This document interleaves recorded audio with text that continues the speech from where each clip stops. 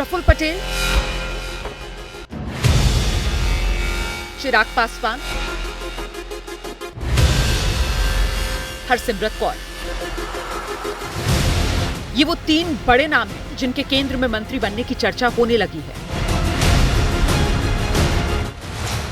प्रफुल्ल पटेल की रविवार को ही एनडीए में एंट्री हुई, जबकि चिराग पासवान और हरसिमरत कौर अभी औपचारिक तौर पर एनडीए का हिस्सा नहीं। रविवार को महाराष्ट्र का सत्ता समीकरण बदल गया। एकनाथ शिंदे की सरकार में अजीत पवार डिप्टी सीएम बन गए और उनके कैंप में एनसीपी के वरिष्ठ नेता प्रफुल्ल पटेल भी नजर आ रहे हैं। माना जा रहा है कि मोदी सरकार का जो मंत्रिमंडल विस्तार होने जा रहा है उसमें प्रफुल्ल पटेल के साथ शिंदे कैंप के भी सांसद को मंत्री बनाया जा सकता है। पिछले साल ही शिवसेना दो गुटों में बटी थी और शिंदे के नेतृत्व में महाराष्ट्र में सरकार बनी। फिलहाल शिंदे की शिवसेना से केंद्र में कोई भी मंत्री नहीं। उम्मीद है साल भर का सूखा खत्म हो सकता है। राजनीतिक गलियारों में जो चर्चा है उसके मुताबिक प्रताप राव जाधव या भावना गवली में से किसी एक को मंत्री बनाया जा सकता है। वैसे कई और नाम भी चर्चा में हैं। शिवसेना और एनसीपी कोटे के सांसद को अगर मोदी कैबिनेट में जगह मिलती है तो फिर लोकसभा और आने वाले विधानसभा चुनाव के लिए एनडीए की स्थिति राज्य में मजबूत होगी। चर्चा है कि मंत्रिमंडल फेरबदल का असर बिहार की सियासत पर भी पड़ेगा। अभी केंद्रीय मंत्रिमंडल में पशुपति पारस सिंह सहयोगी दल से मंत्री हैं। वहीं जीतन राम मांझी की पार्टी हम औपचारिक रूप से एनडीए में शामिल हो गई है। उपेंद्र कुशवाहा, मुकेश सहनी और चिराग पासवान का भी एनडीए में आना करीब करीब तय माना जा रहा है। ऐसे में लॉटरी किसकी लगेगी, इस पर सबकी नजर टिकी हुई है।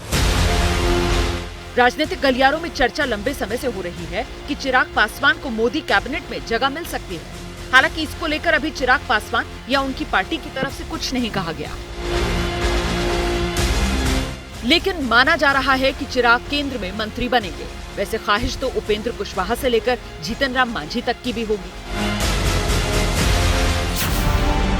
बिहार में लोकसभा की 40 सीटें हैं। पिछले चुनाव में नीतीश कुमार और पासवान बीजेपी के साथ थे, तब एनडीए को 39 सीटों पर जीत मिली थी। एक सीट कांग्रेस के खाते में गई थी। अब बिहार का समीकरण बदला हुआ है। नीतीश कुमार बीजेपी के खिलाफ हैं।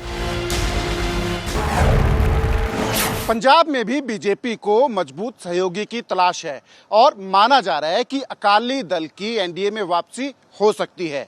पंजाब की सियासत में दोनों को एक दूसरे की जरूरत है। ऐसे में खबर ये उड़ी हुई है कि हरसिमरत कौर की मोदी कैबिनेट में वापसी हो सकती है। किसान आंदोलन के दौरान हरसिमरत कौर ने मोदी कैबिनेट से इस्तीफा दिया था और पार्टी एनडीए से अलग हो गई थी। बाद में पिछले साल पंजाब विधानसभा चुनाव के दौरान अकाली दल की बुरी तरीके से हार हुई। 2024 से पहले इस साल के अंत में 5 राज्यों में विधानसभा के चुनाव होने हैं। मध्य प्रदेश, राजस्थान, छत्तीसगढ़ इनमें शामिल है। 2018 में तीनों राज्यों में कांग्रेस जीती थी। बाद में मध्य प्रदेश में जोड़ तोड़ से बीजेपी की सरकार बनी।